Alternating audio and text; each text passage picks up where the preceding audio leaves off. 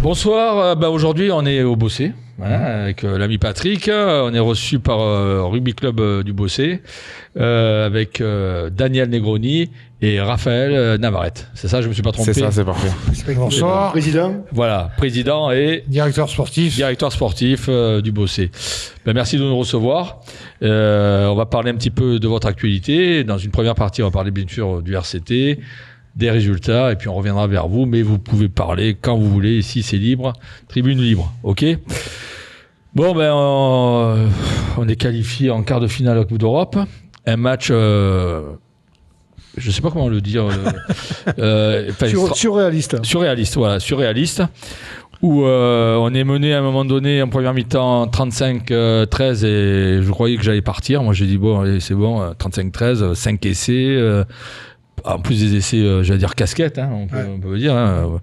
Et on se retrouve, on se retrouve comme ça à la mi-temps. Avant la mi-temps, on marque 2 essais, on rattrape un peu le score.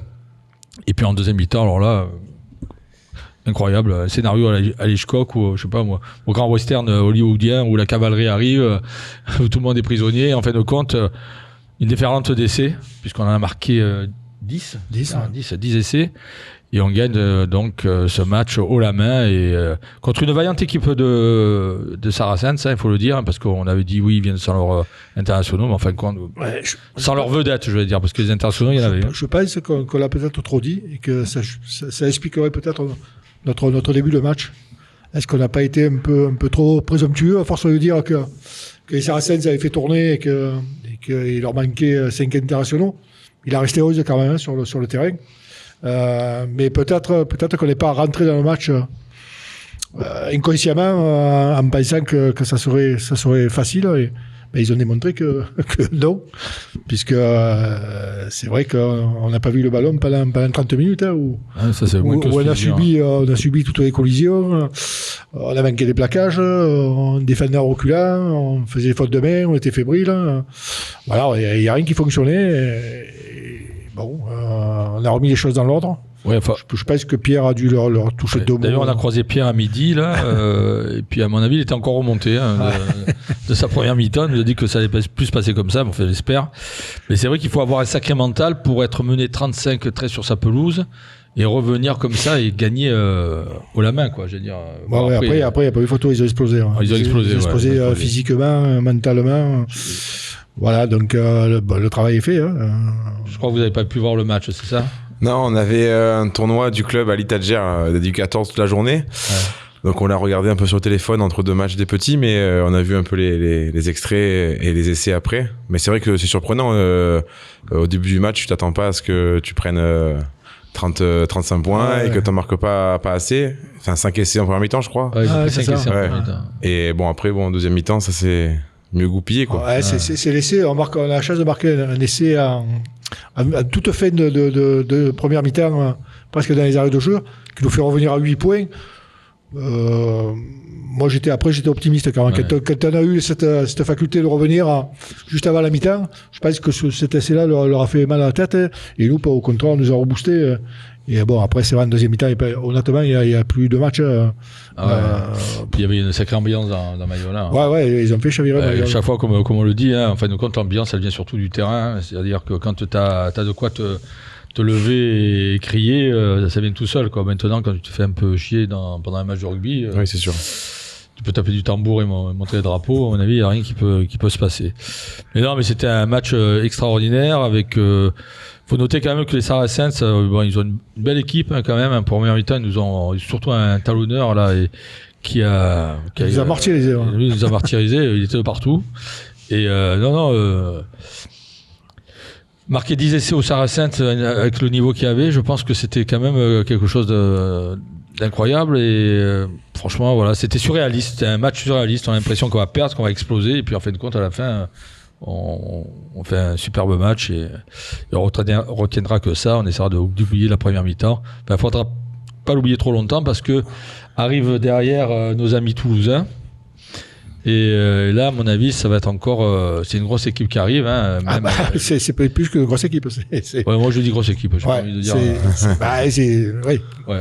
Enfin voilà. Donc, c'est pas l'équipe de la Galaxie ou l'équipe. Mais bon. match sérieux. Et là, je pense que dès la première minute de jeu, il faut les prendre à la gorge. Tu voulais dire quelque chose ? Oui, Patrick, tout à l'heure, il parlait de l'entame de match et l'explication plausible des discours d'avant-match.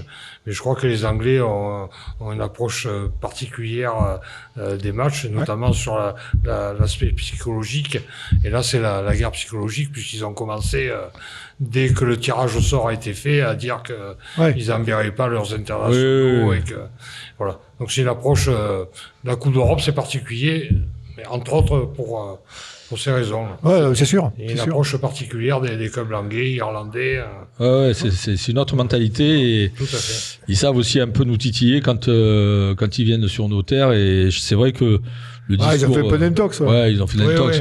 Qui a failli marcher d'ailleurs. Hein, puisque c'est vrai qu'on on est passé à côté. À moitié réussi. Ouais, à moitié réussi. Moitié réussi. Et puis bon, ça en a fallu de peu. Heureusement qu'on revient bien avant la fin de la première mi-temps parce que sinon c'était mal engagé. Alors il est évident qu'il ne faudra pas faire la même contre Toulouse parce que s'ils ont 22 points d'avance à la mi-temps, à mon avis, ça va être compliqué pour revenir.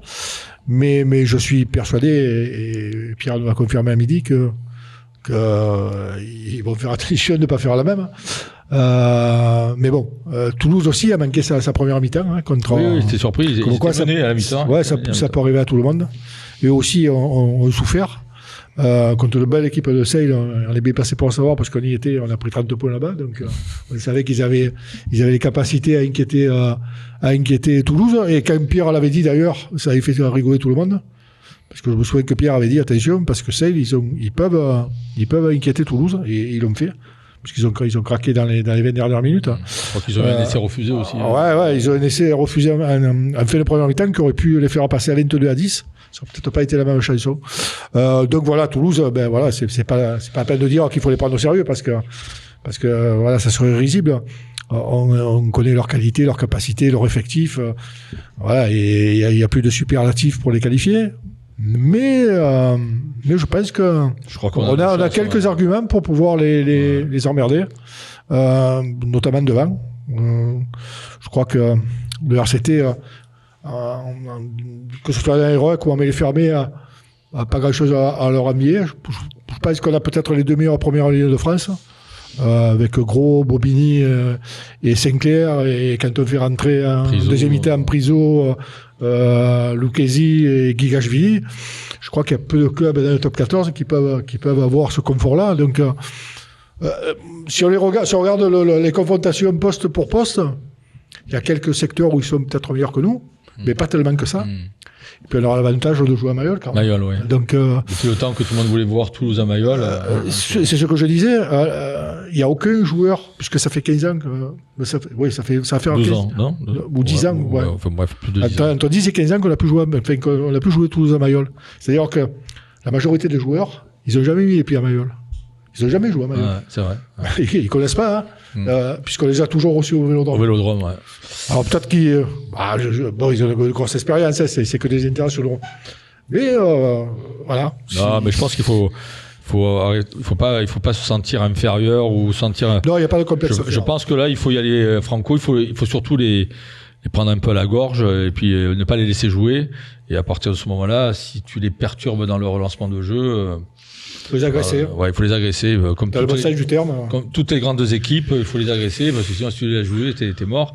Après, on peut toujours regretter l'absence de Dupont et de Capozzo, qui ont, bien sûr, on souhaite un prompt rétablissement. Mais bon, ça sera quand même une grosse équipe qui va venir. Ils ont toujours 3-4 personnes en plus sur leur ligne pour remplacer celui qui est blessé. Et ça va vite aller, hein, c'est dimanche prochain à 16h, et là, on va sentir la pression monter petit à petit. Vous pensez quoi, vous pourrez pas le voir encore, ou vous allez avoir... Nous aussi, on a notre demi-finale, notre finale. Oui. c'est le dernier match de la saison? Oui, c'est le dernier match de la saison.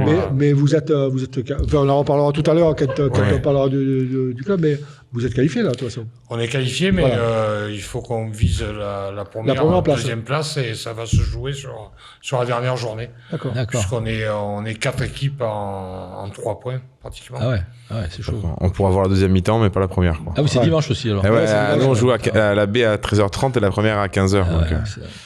Mais après, pour revenir sur Toulouse, sur un match de phase finale, même s'ils ont plus l'habitude que le RCT d'en faire, quoi. Mais ça peut passer sur Oui, un. enfin, Ouais. moi, je suis assez confiant. Donc, Ouais, après ils disent qu'on n'a pas d'expérience, mais bon, après, même si c'est la Challenge Cup, on a joué quelques finales Challenge Cup quand même. Oui, on en a gagné une d'ailleurs. Puis t'as des joueurs qui sont des internationaux. Oui, aussi, on a c'est des pas internationaux à tous les postes, donc. on n'a pas des voilà. espoirs quand même. Non, donc.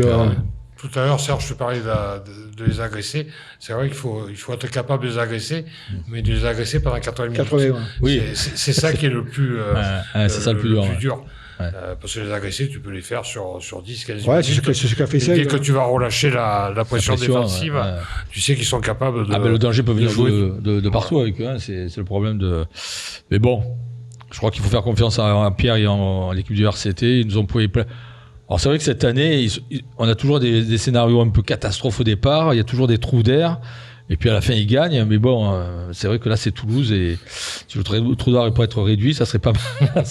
Non, mais sur les 6 ou 7 dernières rencontres à Mayol, on a filé 40 points à tout le monde, minimum. À tout le monde. Puisque après, on reste sur 6 bonus offensifs consécutifs à Mayol. Voilà, il n'y a pas de bonus offensif, ils en prennent 70. Donc on l'aurait eu, le bonus offensif.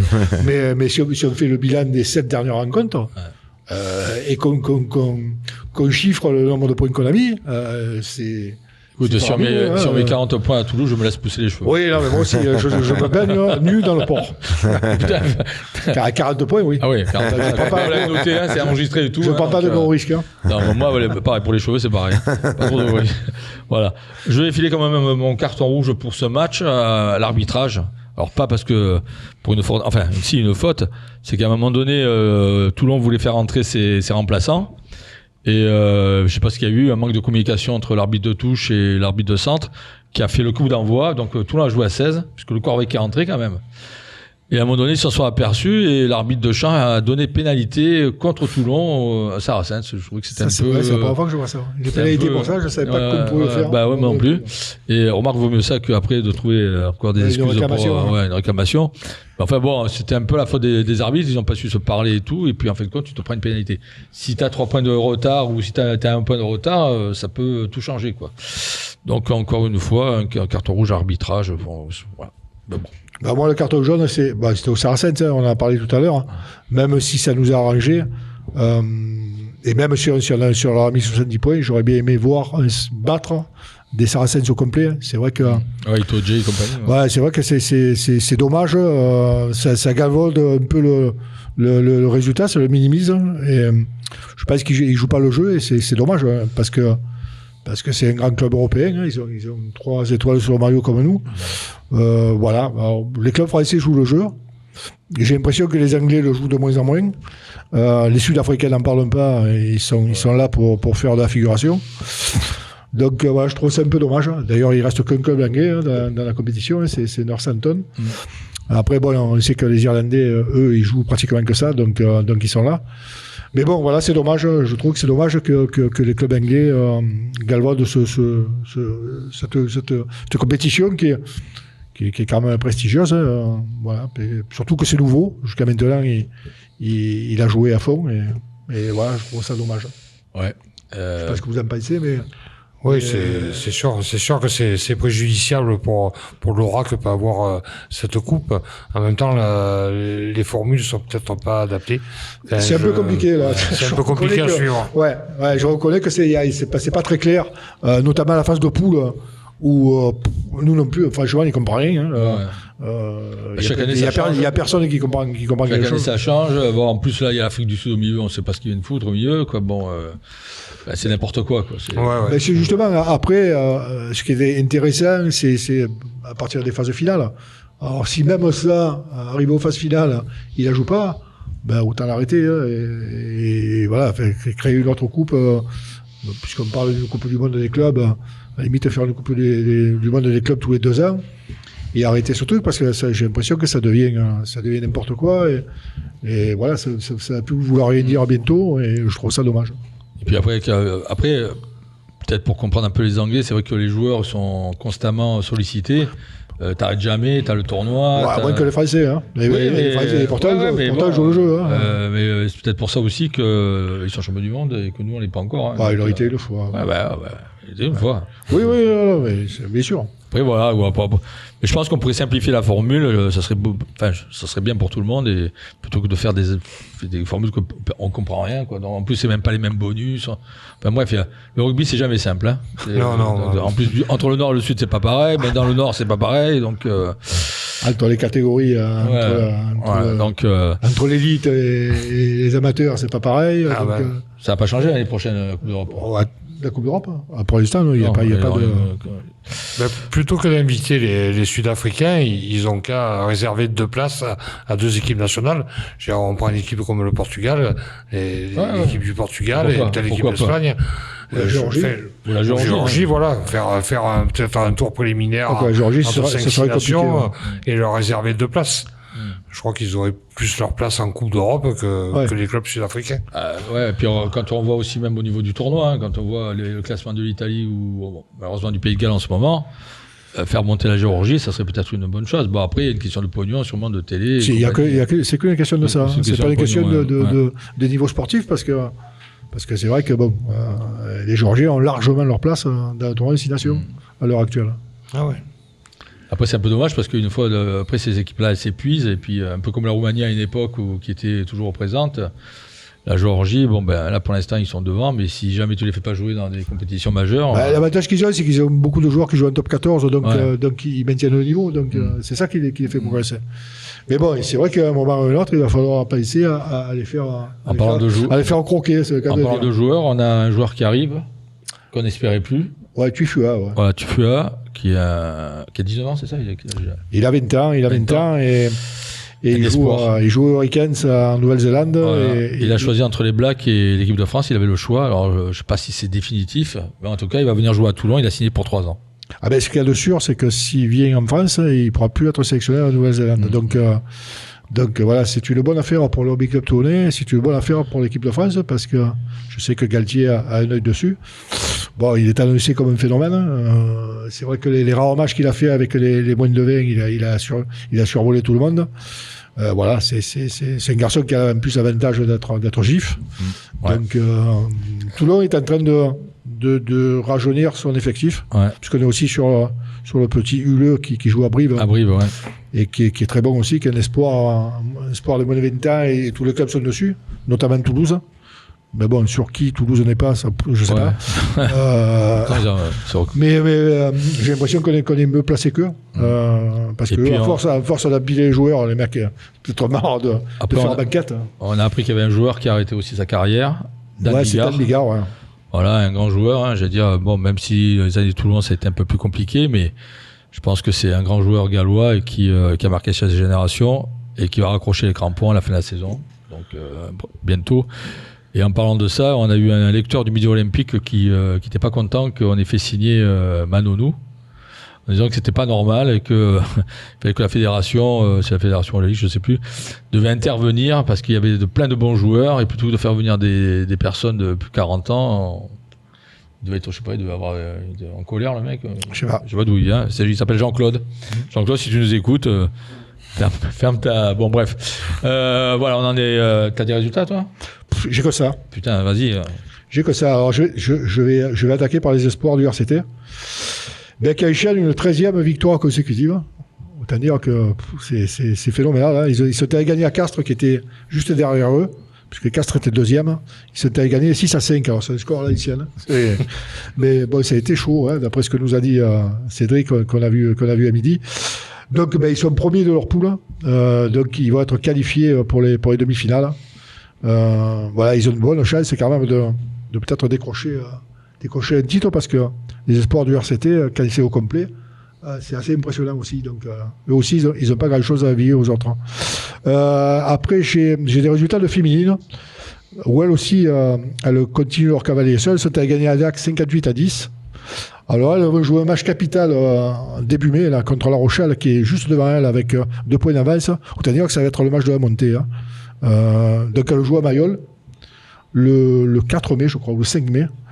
Donc, il va falloir les encourager, parce que pour les avoir eu jouer, elles le méritent. Il y a l'équipe 2 donc, des féminines qui est allée gagner, qui jouait la demi-finale de régionale, qui a battu Marseille 48-14, donc s'est qualifié pour la finale. Elles vont jouer contre le SMUC. Alors après, on attaque les fédérales. Fédérale 2, les Angles a battu le CARF 41-23. Donc c'est Millau, puisque c'était les derniers matchs, Millau et Jacou Montpellier descendent en fédéral. Ils sont relégués. Morillon, que je suis allé voir dans la cage, puisqu'ils appellent leur stade, ils appellent la cage. Et c'est vrai que ça ressemble à une cage de MMA, de MMA, puisqu'il y a les stades de rugby. Donc ils jouaient le match du maintien. Et il fallait qu'ils gagnent avec le bonus offensif. Ils ont battu Alès 49-17. Donc ils sont sauvés. Et c'est Alès qui est rétrogradé. Draguignan a battu Saint-Saturnin 25-24. C'est fédéral 3, ça, je ne sais pas si je l'ai précisé. En régional 1, Valréas a battu la Vallée du Gapot 21-15. Fos-sur-Mer a battu Sifour 33-28. En régional 2, le 15 de Bazagne a été battu sur son terrain par Saint-Laurent-du-Var 25-0. Le Bossé, mais on va en reparler tout à l'heure, a battu Perne 25-0. Bravo. Arles a battu, Arles a battu Oulu, pardon, 32-30. Pierrefeu a battu le Las 27-15. Et en régional 3, Saint-Jean-du-Var, Corse, a été battu sur son terrain, mais ça, c'est pas une surprise, par hier, 47-8. Il attend que la saison se termine parce que le Pradé aussi a battu Saint-Mandrier 80-7. Et Saint-Maximin a battu Brignoles 50-17. Voilà, je crois qu'on a fait le tour de tous les résultats. Pas de grosses surprises, sinon que hier, depuis le début de la saison, c'est carrément une boucherie. Il y a un fossé. Hein. Il y a un gros fossé. Ouais, c'est même déconné, quoi. C'est déconné pour eux, parce que les mecs, je suppose qu'ils ne s'amusent plus, quoi. Et pour l'adversaire, encore plus, parce que c'est à la limite, c'est presque dangereux, quoi. Oui, et puis il y a le danger, non, c'est pas un danger, mais il y a le risque pour les Hiérois de prendre l'habitude d'aborder ces matchs-là. Et là, sur les phases, puisqu'ils vont être qualifiés pour le championnat de France, arriver sur les matchs éliminatoires, ça va être autre musique, sur les équipes du Languedoc, du Midi-Pyrénées, ça risque d'être une autre confrontation. Ah, c'est sûr. Donc c'est un risque pour eux de tomber dans la facilité, quoi. Ouais, même parce que là, on a discuté, puisqu'on a fait le tour d'un peu des clubs qui sont hors poule, mais même physiquement, il y a des mecs qui sont préparés physiquement et qui n'ont pas le niveau pour jouer à ce niveau-là, quoi. C'est pour ça que je dis que c'est dangereux. Bien sûr. Parce qu'au niveau des impacts et tout, il y a des risques de blessures. Ils ont une troisième ligne, le Roumain qui a joué la Coupe du Monde. Le mec, il joue en régional 3, quoi. Donc voilà, il y a trop d'écart de niveau, et puis on le voit au score, quoi. Et c'est une boucherie, quoi. Donc j'ai pas bien compris pourquoi, alors qu'ils sont regardés, je veux bien, mais en régional 3. Ouais, l'explication de la Ligue, c'était que comme c'est un club nouvellement créé, comme c'est plus la même entité, bon, c'est vrai que il y a le règlement et il y a. Ah oui, je pense qu'ils auraient dû démarrer plus haut. Voilà. Mais bon. Le problème, c'est que. Il y a les règlements et pour qu'ils les changent. Ouais, les règlements, puis comme ça s'est fait en fin de saison, que les montées et descentes, même en régional, étaient déjà fait, de pénaliser une équipe en leur disant, finalement, vous montez pas, on met un club. Mais bon, je pense qu'ils auraient pu créer une poule à 12. Mon avis, ça aurait été. Je dis, même pour eux, je pense que la force de filer des rousses à tout le monde, c'est pas non plus. Non, c'est pas. Ouais. Bien. On va parler de vous maintenant. Ça y est. Le moment est venu. On va vous écouter. Alors, aujourd'hui, votre saison, on est où? Qu'est-ce que vous attendez? Les projets? Tu parlais du sportif.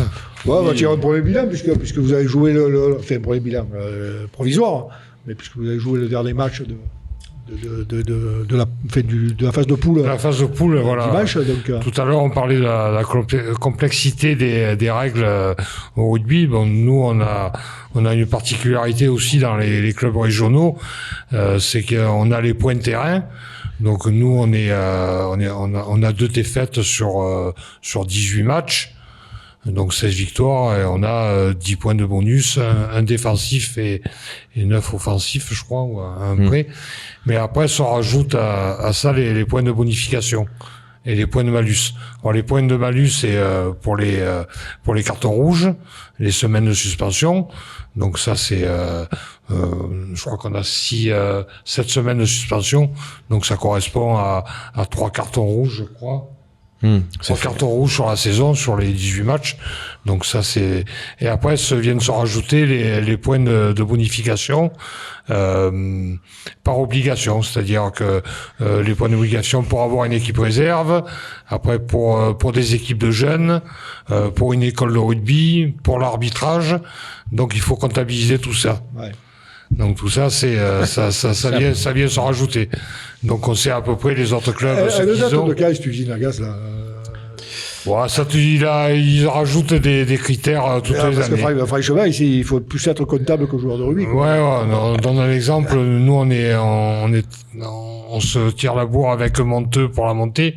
Eux, ils ont 8 points de bonification. Parce qu'ils ont une équipe féminine, voilà. Alors nous, on en a 6, on se plaint pas. Ouais. Mais t'as des équipes qui vont avoir 1 ou 2 points, qui vont gagner sur le terrain peut-être le droit de monter. Donc après, ça se discute, puisque ça encourage les clubs à faire de la formation, à avoir des équipes de jeunes. Ah, mais il pourrait donner d'autres bonifications que sportives, quoi. Je pense qu'il serait peut-être plus intéressant de faire un apport financier que de filer des points. Enfin, moi, je comprends pas. Qu'on fait utiliser de l'argent. Oui, c'est sûr que c'est pas la plus riche. Mais... Voilà. Donc non, nous notre bilan au niveau des seniors il est positif puisqu'on joue la montée. Après nous notre vision c'est on doit jouer au niveau où notre formation va nous mener. C'est-à-dire que nous on a un effectif qui est hétérogène puisqu'on a des trentenaires mais on a aussi des 4, 5, 6 seniors première année donc qui étaient juniors l'année dernière qui jouent. Donc voilà, notre formation, si elle nous permet de monter en régional 1, il n'y a pas de problème. Si jamais on doit attendre que le terrain nous permette de monter, on attendra. On n'a pas d'objectif réel au-dessus de la tête. Qu'on joue en régional 1, en régional 2, on aura autant de monde dimanche, on aura autant de monde à l'apéro et la mairie c'est le principal. Voilà, et la mairie nous aidera autant en régional 1 qu'en régional 2. Voilà. Donc ça c'est le premier objectif au niveau des seniors.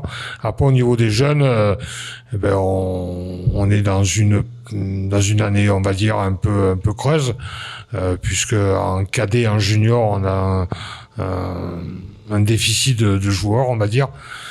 Puisqu'on est parti après je vais y revenir sur la cause on est parti avec 10 cadets et 9 juniors en début de saison au mois d'août. Donc on a mis le bleu de chauffe et on est parti chercher les jeunes, chercher les copains des copains et on se retrouve en cadet en effectif de 19 joueurs dont 9 joueurs qui débutent le rugby. Ouais. Donc voilà, donc on s'est engagé dans une compétition à 10 et on est sur le même profil d'effectifs sur les juniors. Puisqu'on est parti à 9 et maintenant on est effectif autour de 14-15. Donc voilà, donc on reconstruit. Voilà, après on fournit, non, on a des jeunes qui sont en double licence à Toulon. Ouais, j'allais vous parler de RCT Passion, puisque je sais que vous êtes partie prenante et que je sais que c'est le bébé à Pierre. Voilà, donc. Vous pensez quoi de ce projet et alors, du bien, j'espère, parce qu'il écoute, Pierre. Oui, non, du bien depuis 1 an, depuis 2 ans, on va dire. Ouais. Puisque voilà. Après, le trou qu'on a dans cet effectif cadet junior, et si vous voulez, il y a 3 ans, en moins de 14, on avait 6 joueurs et après 7 en double licence avec Toulon. Donc c'est très bien pour les gamins, mais nous au niveau effectif ici, quand on enlève les 6-7 gamins meilleurs aux entraînements, je parle pas pour des matchs, je parle des entraînements, ça fait qu'on faisait les entraînements en 12-13 et que les gamins se découragent vite. Donc le dimanche on les récupérait, où on a même des joueurs de Toulon qui sont venus, puisque le partenariat le permet, qui sont venus jouer avec nous. Donc le samedi pour les matchs on était toujours assez. Mais aux entraînements c'était compliqué. Donc ce qui nous a mis un peu dans la panade, c'est que sur ces 7 joueurs, il y en a aucun qui est revenu au club. qui sont tous partis dans un autre club voisin, et que les autres, quand ils ont vu ça ici, eh ben, ils sont partis le rejoindre. Donc sur une catégorie, on a eu 14 départs sur une saison. Donc voilà. Donc c'était passion, c'est très bien dans la formule actuelle. On a reçu les dirigeants de Toulon mercredi, Georges Smiley, Philippe Bergeladi et Jean-Jacques Bortolaï.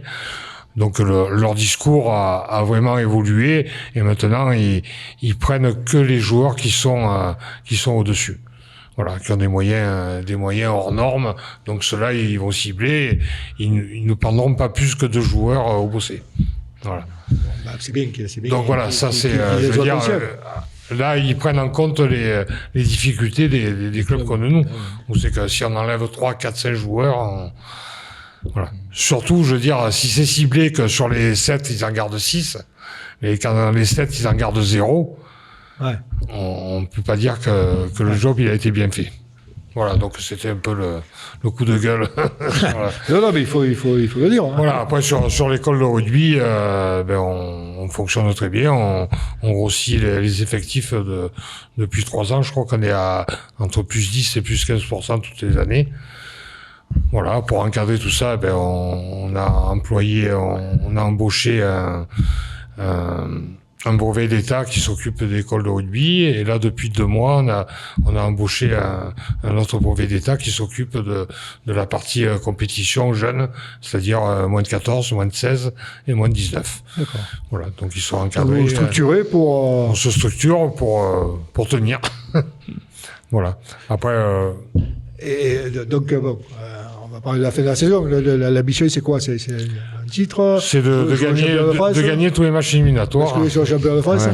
Non, l'année dernière, on a fini sur un titre de Challenge de France, parce on avait fini en 3e et 4e, donc on jouait pas la championnat de France, mais la Challenge de France. On gagne le titre Challenge PACA, et on perd après, on fait 3 tours en Challenge de France, et après on nous a éliminés en 8e. Mais ça fait 3 ans d'affilée qu'on fait des phases finales à différents niveaux, mais c'est hyper intéressant, et c'est bien pour les jeunes surtout, parce que ça crée une dynamique dans le club en fait. Et même si notre projet c'est vraiment axé sur les jeunes, parce que notre mission c'est de former, éduquer des jeunes joueurs de rugby. Par rapport à d'autres clubs, nous sur les seniors, on met pas de... Enfin, nous, il y a personne qui est payé, quoi. Donc, ils ont 2 sodas ou 2 bières après le match, on va dire. Mais quand tu vas dans notre équipe en face, tu as des joueurs Monteux, par exemple, ils ont 2 joueurs de top 14, enfin un joueur top 14 et un national avant, et ils sont payés, les autres ont des contrats. Donc bon, mais nous, l'avantage c'est qu'on a 75% des joueurs seniors qui sont formés au club, enfin issus du club. Pas mal de mecs qui ont joué à la Seine et à la Valette après, mais ils reviennent en fin de carrière. Bon, ils sont encore en forme pour nous, hein, mais non, voilà. Après sur le projet du club, la formation, on a embauché 2 personnes qui ont été formées au club, qui ont fait l'alternance BP-GEPS, qui ont eu le DE-GEPS ici.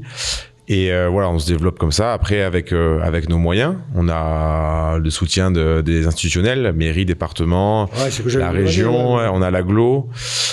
Et on a les fonds de soutien à l'associatif, mais ensuite on a beaucoup de partenariats privés, quoi. Ces entreprises qui nous font tenir, parce qu'on a, enfin c'est un quart de notre budget, on a 250 000 € de budget nous, donc c'est pas trop mal pour un club de notre niveau. C'est bien, ce qui nous permet d'avoir un salarié et demi au club. Et après on a c'est les saucisses, c'est les merguez des tournois qui financent tout ça, quoi. Voilà. Vous avez des partenaires. Ah oui. Oui, je sais pas les subventions. Subvention, c'est tout confondu, on est à 36 ou 40 000 € suivant les années, mais en partenariat privé, on a entre 60 et 70 000 € par an. C'est beau, hein. Donc, on n'est pas dépendant. Vous êtes vraiment un peu excentré. Oui, c'est un avantage, c'est un désavantage. C'est un avantage. Ce qu'on disait, c'est un avantage au niveau des écoles de rugby, parce que les gamins jusqu'au collège, on les garde là.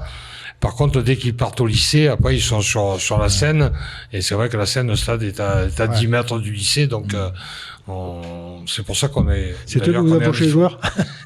Non, mais on est en difficulté. Vous avez fait construire un lycée, là? Ouais. Ça serait pas mal. Ouais, non, ça aurait de la demande, hein, et tous les Et patrons après, autour. ça se comprend. Hein. Moi, je comprends les parents quand les minots ils finissent à 18h les cours, plutôt que de remonter ici, arriver à 19h Ils sont à courir. l'école, il va directement. Ouais. Voilà, Ouais, ouais, c'est le côté, c'est le côté pratique. Ouais. Exactement. Ouais.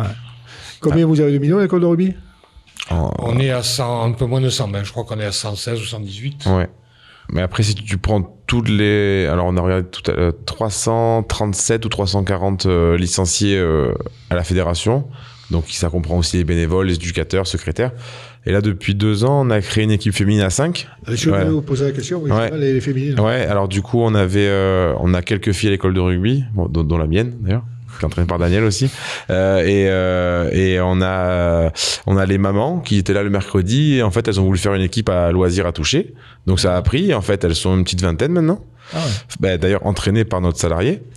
Ensuite, on a fait cette année une section à loisirs à toucher aussi. On avait les anciens qui voulaient pas aller en cabossé. Cabossé, c'est nos loisirs anciennement vétérans qui jouent encore à plaquer, etc.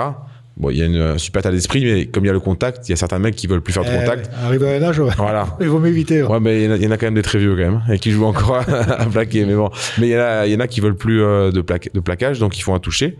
Donc ouais, du coup on coche toutes les cases, toutes les catégories, enfin toutes les catégories partout. D'accord. Donc c'est bien. Après nous on insiste quand même sur la formation des éducateurs. Tous les éducateurs, 95% des éducateurs sont diplômés à un brevet fédéral. On fait les formations PSC1. Là, bon, avec le drame qui s'est passé pour le jeune Nicolas, pour Nico, on a vu le papa, il monte une association pour la sécurité, pour faire formation. Donc ça nous intéresse beaucoup. Dès qu'ils la lanceront, on espère participer parce qu'on veut former nos éducateurs là-dessus. Donc la sécurité, c'est important. Enfin, on transige pas là-dessus. Et après, on a les salariés en interne, des formations avec les éducateurs, en fait. L'avantage d'avoir des mecs diplômés, c'est qu'ils peuvent transmettre des bons messages aux éducateurs. Bien sûr. Et même si c'est des papas au départ, pas forcément tous joueurs, même si on a quand même une belle proportion d'anciens joueurs de rugby, mais tout le monde a la formation qui va. Donc là-dessus, on fait attention et c'est hyper intéressant pour l'école de rugby et pour le compétition, quoi. Ok. Les sports santé, tu voulais en parler quand même? Non, sport santé, vous en faites pas? Alors, c'est un projet qu'on a, mais le problème, c'est que il y a une association qui est venue nous démarcher en fin d'année dernière. On devait essayer de voir avec eux, mais là où on est bloqué, c'est que on a un terrain, je crois qu'on doit être normalement à 10 heures d'utilisation par semaine. On est à 24. non, on sait plus où les mettre.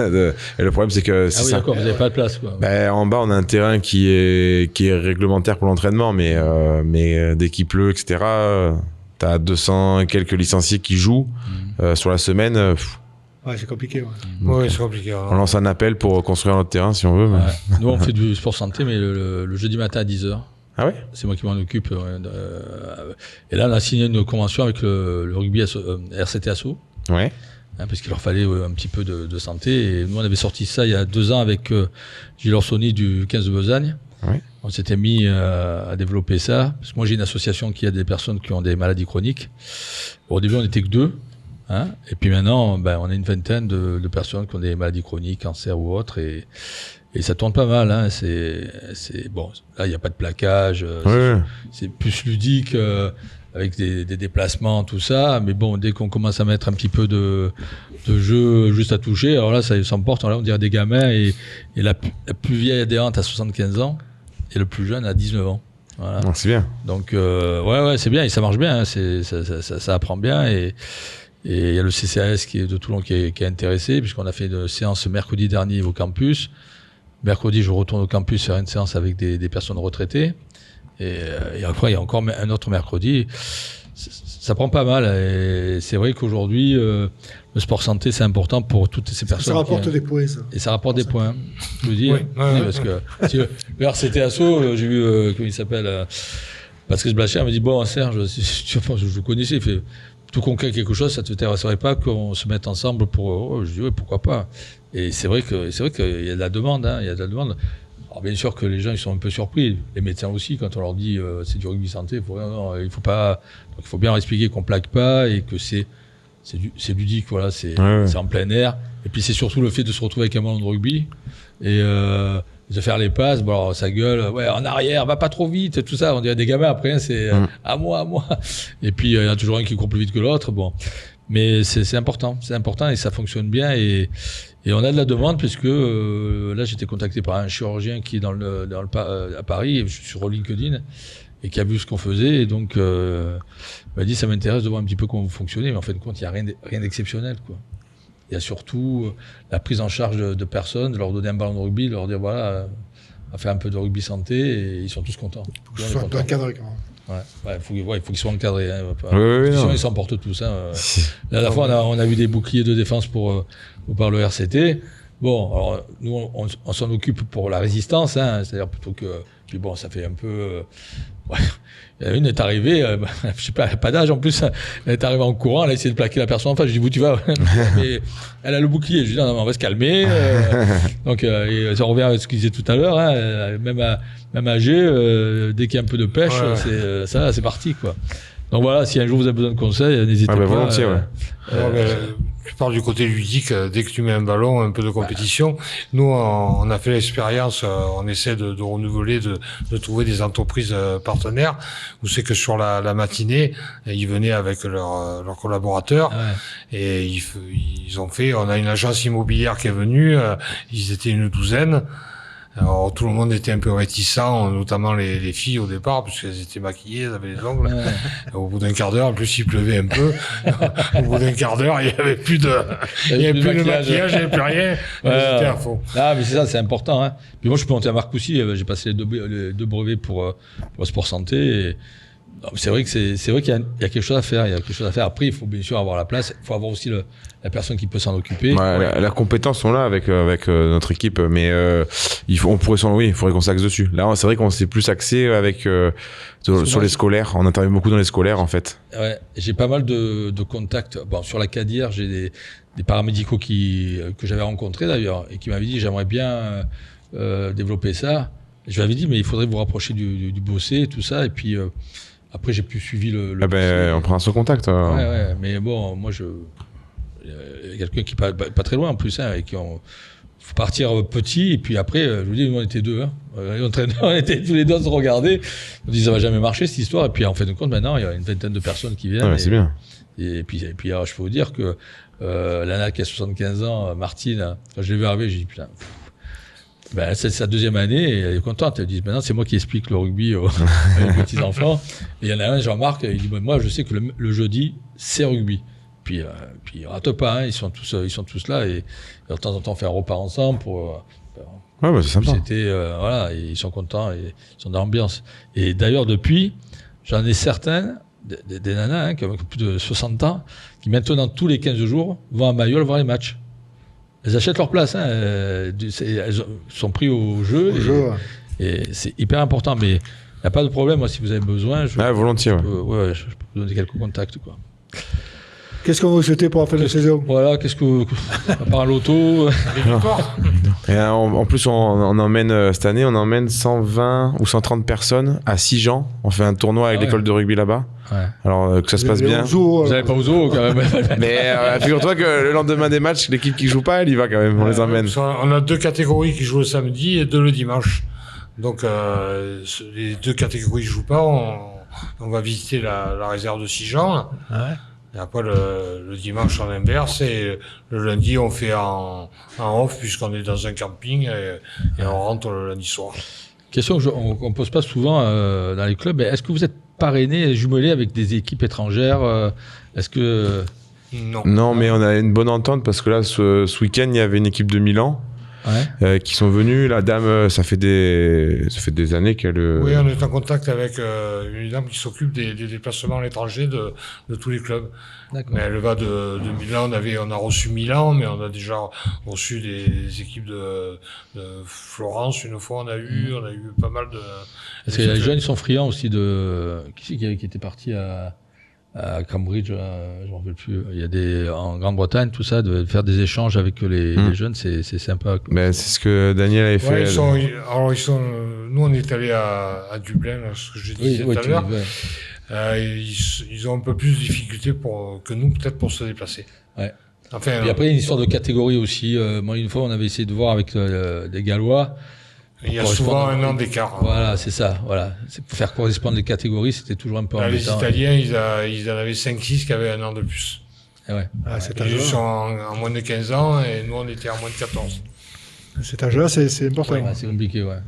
Et là, quand vous jouez, au niveau, vous restez quand même dans la région ou vous vous déplacez le plus loin que vous allez, c'est où? En senior, pour l'instant, c'est Gap, Saint-Laurent. Gap, Saint-Laurent, on a fait. Mais après, les jeunes... non, les jeunes, c'est assez régional pour l'instant. Régional plus la Corse. Ah oui, la Corse. La Corse, c'est un peu... J'étais allé une fois avec les seniors Ajaccio les juniors. et les juniors Ajaccio aussi. Ajaccio. Ouais. Là, c'est un budget, là, mais là, vous êtes aidé. Là, quoi. On est aidé, mais il n'y a pas tout qui est pris en compte, quoi. Parce que quand t'as le gamin, enfin, nous, c'est les seniors. T'as le senior il peut pas prendre le bateau la veille, parce qu'il travaille, machin. Ça, c'est des faux frais, quoi. C'est des placements compliqués en Corse. Que tu restes, t'as une heure, tu prends vite la douche, tu reprends le bateau, le bateau ou l'avion. Là, le bateau, c'est pratique, c'est moins cher, mais il faut que les mecs, il faut pas qu'ils travaillent lundi matin, quoi. Donc, ouais, lundi matin, puis quand tu joues à Ajaccio ou Bastia, ça va. Mais l'année dernière, il y a 2 ans, on a fait une demi-finale du côté en Balagne. Après, il faut retourner à... Voilà, donc il faut aller à Marignane, ouais. tu prends l'avion, tu arrives à Bastia.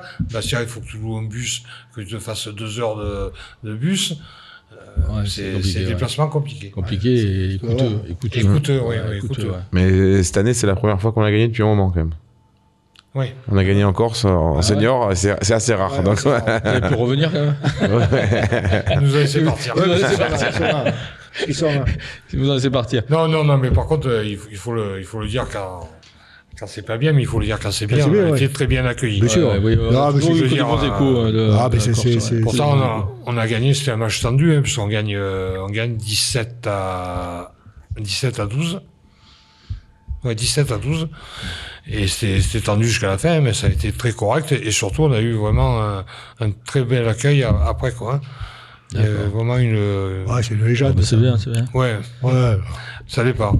Ouais, ça dépend. C'est pas toujours évident, c'est pas toujours évident. Vous savez, ici, on n'a pas la meilleure réputation non plus. Hein. Ils attendent que ça d'ailleurs, ils attendent que ça.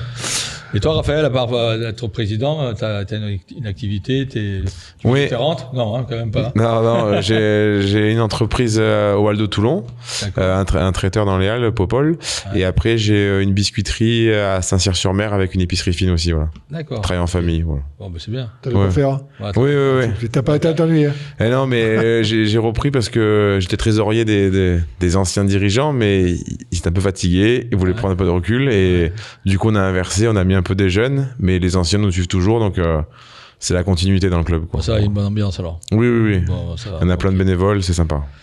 Écoutez, comme il a dit Patrick, on vous souhaite le meilleur pour la fin de saison. Merci pour l'accueil, déjà. Dimanche, merci pour l'accueil. Et puis, merci alors, à vous. n'hésitez pas, si vous avez des actions ou des choses à faire Les passer. événements, quoi que ce soit, on vous le dira. on en parle. N'hésitez pas, On et en parle puis- à l'antenne et on communique là-dessus. Mais en tout cas, merci parce que c'est génial ce que vous faites dans les petits clubs, de venir, de faire le tour et de promouvoir le rugby local, c'est vraiment bien. En réalité, tu sais, il n'y a pas de petit club. Nous, quand on aime le rugby, en fin de compte, c'est à tous les niveaux, quoi. Le plaisir, c'est de vous rencontrer parce qu'on se connaît pas, tout ça, puis on se croise, et puis en fin de compte, d'écouter votre histoire, c'est intéressant, et puis c'est aussi intéressant que d'avoir l'histoire des Saracens ou du RCT qu'on connaît par cœur, mais c'est vrai qu'il faut savoir s'attacher à tous ces petits clubs qui font avancer le rugby, quoi. Puis le RCT, tout le monde en parle. Hein. Il suffit de regarder Canal+. Et voilà, donc, Non, mais en tout cas, merci à vous. Merci à Ben, vous, merci merci de pour votre accueil. l'accueil, et puis bonne continuation. Merci, à bientôt. Merci à vous. Au revoir.